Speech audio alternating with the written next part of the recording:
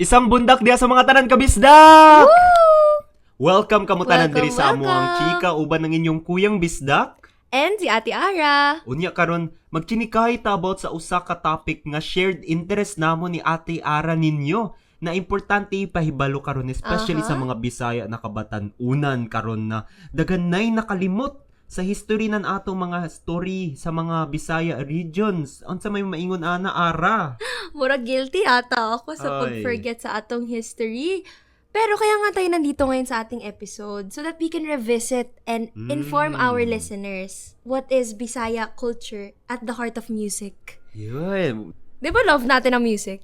Oo, alangan singer Alangan. kita. Kaya singer We're tayo. working late Late, 'cause we're I'm a a singer. singer. Pero, nga no, you know what, nagchika ko sa kulula like before, and she told me about traditional Bisaya songs. Wow. Yeah. My lola lives in a In a remote province, right? yeah, in You a told remote me province before. in Mindanao. So, because like she's very old, she has this experience, credibility to talk about ang mga Bisaya traditional music na it's very interesting because mga harana. Like, you know, my lola got harana by a lot of men before, but we're gonna tackle later, di ba? Bisaya Riz, Oo, harana, and other forms of music. Of And course. it's very interesting to hear about someone's genuine experience. Paano natin mako-connect ang past and a present? By connecting a Gen Z's insights and someone from the elder generation.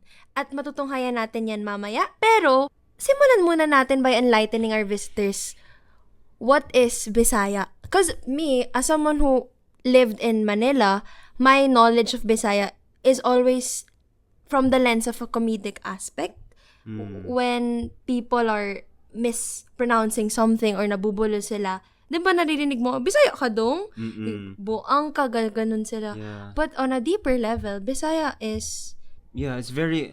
You know what? I also get offended by that sometimes. Like, Valid. Bisaya people are more than just comedic roles that are relegated by these people. Because you know what? Actually, this is a bragging right. You know, Sige, go lang. before Tagalog became a national language in the Philippines, Bisaya was actually the most spoken language. Wow. It's spoken by 2 out of the 3 main island regions in the Philippines. And Visayas and Mindanao. Oo. So, parang there's a huge demand talaga sa Bisaya True. na. Oo.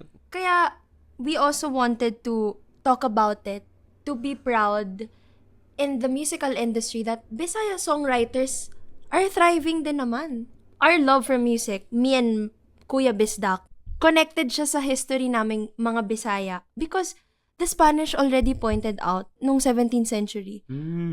May inherent love for music na palang mga Bisaya. Alam mo Grabe, ba yun? nag-research jud ka na? Of course! Wow. I realized na ngayon, my relatives won't stop singing kapag reunions. Even before pala yung mga ancestors natin, they only stop singing when they're sick or asleep. And they are also talented in musical instruments. Of course, when you think of the Visayan community, guitar capital of the Philippines, Cebu. Pero before the guitar, during the Spanish era, meron na yung mga indigenous communities ng Kodyapi, Fidel, Corlong, and this is how they speak and make love to one another. That's interesting. I haven't heard of those instruments. How about Pakitong-kitong, Alangan Alimango? naman, sikat na sa province. Sikat yan. It Oo. depicts the local life of the Visayans, di ba? Yeah. Maririnig mo yung farmers daw and your neighbors. This is their way of relaxing. Mga even ano on din, normal days. and Mga occasions. folk songs din na mga laylay, balitaw. Or lullabies like Ili-ili. Yeah, that's my childhood trauma And right there. Haranas and Dandansoy. Uy, Uy. dandansoy, kabalo ka? Like, Not yet. Ano ba yan? I talked to my lola, and my mom told me that my great-grandmother used to sing dandansoy to them. Wow. Yeah, very like That's so whenever cute. they're just doing like casual stuff in their hut, 'di ba? So, I was wondering na kasi I looked at dandansoy up. It's actually a Visayan folk song. And since my And your family is is from Mindanao, right? in a remote place in Paano Mindanao, nakaabot? which is worse. So I was like, how did it reach the most remote parts of Mindanao? Interesting. So I did some research. And research si Kuya Bisdak, guys. para ni sa inyo guys. I researched. Tapos there were actually policies that were made by the US during the US colonization that encourages people from Luzon and Visayas to migrate to Mindanao because their primary goal there was to address the land scarcity in the northern and central regions and to develop the Mindanao's agricultural potential. Wait. Narinig ko na to sa Kasaysayan 1 eh. Well, Yeah! really? Our prof discussed this na people were encouraged to migrate and they were offered land grants. Yes! Diba? Oo, like mga 24 hectares in Wow, Mindanao ang laki for pala. free or without cost, you So know. your family was able to experience that? I don't know. Well, sana nga. Pero Sana. no, wala. Pero, yeah. Pero kasi, itong act na to, they needed to live on the land, cultivate it, and make sure that definitely. it will prosper. Because after it be prospers, productive. yeah, if it prospers for like usually 5 years, then you get to the land for free or with a low cost, which is really encouraging for And people from When Luzon, people Visayas. stayed there, I believe it fostered intercultural exchange. Of course, I felt like That's why yung Visayan songs napunta rin sa Mindanao. oh, that's how I understood it when Okay. when doing my research. Kasi when these people from Visayas transferred to Mindanao, they not only carried themselves physically, they also carried Their with them their culture, Wow, their music. lovely. So I was like, that's how the Dandan Soy reached the Yes. remote parts of Mindanao. It's really interesting to learn about, diba? And hindi lang yun ang nangyaring movement, not just from Bisaya to Mindanao. There is this thing called the Bisaya Song Movement, Uy. which was significant to their culture in the 1933, 1941. Di pa tayo pinapanganak nito, Mel, but Oo. they say that Cebuano classics were played such as the Matud Nila, Kasadya Ning Taknaa, by Ben Subiri, Vicente Ruby, mga legends in the music industry. Wala na ako kabatian na nila. Wala na rin akong kabalo. But Pero- in the 1980s, Oo, kabala ka. moving forward. 1960s to 1980s, when the radio spread throughout the regions, di ba we all studied that US had a tight grip in our radios back Yes. before because they wanted the Filipinos to be Americans, and how are they gonna do it? By broadcasting Through media and radio, right? Oo, English only English lang talaga. language.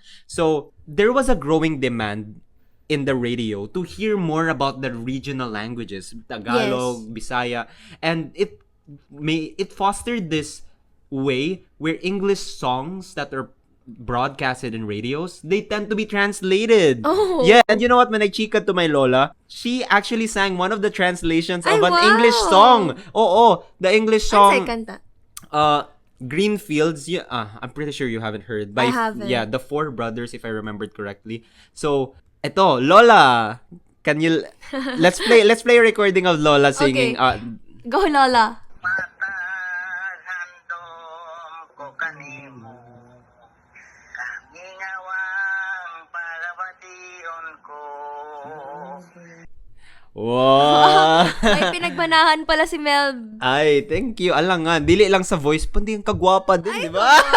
Yung Bisaya pride. Oo. Pero yeah, that's also one of the interesting things that happened during the colonization period, like the translation as well.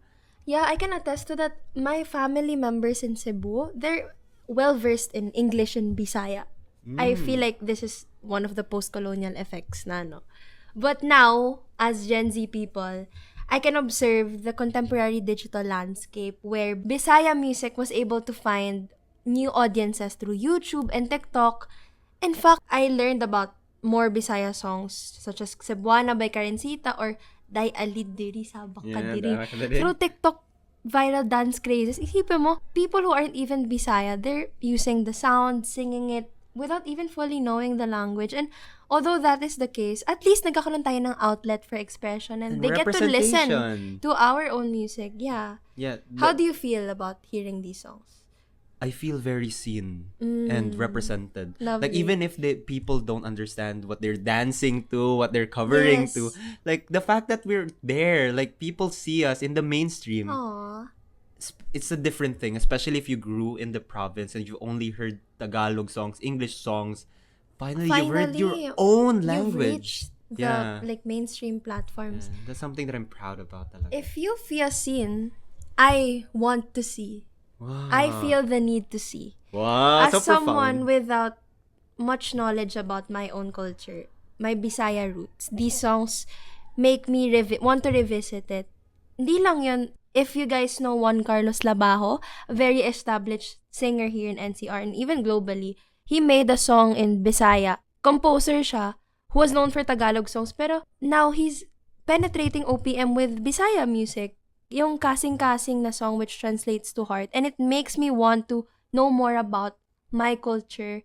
And it made me realize how beautiful it is to express your feelings in your own regional language rather. Mura siyag kuan. Mura siyag call to action. Yeah, kasi From different perspectives, no? yeah, Tayong like dalawa. we know that there's a lot of famous Filipino singers, songwriters right now in the mainstream na mga Bisaya. Pero they always keep on writing English songs, Tagalog songs. Pero where are the Bisaya songs? Parang this is a way to like call to action to encourage them to write more because it will inspire people like you, Arabella. Like me. To not just to be seen but also to Yes. see more about it, di ba? And you can actually connect your sense of identity and regional culture to your talents and skills as an artist. So it changed your cultural mind shift, di ba? It gave you a cultural mind shift It talaga. gave me new doors and opportunities, not only as a listener, but as a singer myself. In fact, alam mo ba na si Gary Granada, a Filipino musician, sadly, nabanggit niya, and I agree with this, that Cebuano music seems to be erased from the hearts and habits of proud people dapat. Dapat proud tayo. Pero this era of foreign-induced mainstream culture. Yeah. Foreign induced. You know what? Foreign-induced ba yung Spotify rap mo this year? Oh my gosh. Yes. Guilty. Guilty Pero you know siya, what? guys. Oh, not just me, but like I've talked to my Bisaya friends as well. It's Spotify rap season, di ba? And like, let me see your Spotify rap right now. And then all of it are just English or OPM. Tagalog. But I was like, where is the Bisaya? Pero who am I to talk? Diba? Yeah. Di lang yun, where is the Bisaya and other regional languages in OPM? Bakit puro Tagalog? Pilipino din naman tayong mga Bisaya. Diba? But, on a positive note, I was able to see this TED Talk episode featuring Cebuano music from an Uy. award-winning songwriter, si Jude Gitamondo. Uy, familiar. Familiar siya. He advocated for the propagation of Bisaya identity through Vispop. Kabalo ko Vispa. ana. Oo, Okay. sikat na sa regions. Like it's like a competition. It encourages Bisaya people to write songs mainly Songwriters. in Bisaya to encourage Decentralized them. OPM and talaga. show that it's not only limited to Tagalog Mm-mm. and that you can write using your own language and your own skills. Yeah. And this was successful, right? Yeah, like 2 times. It was supported by huge organizations as well, like PhilSCAP or Cebu Business Month.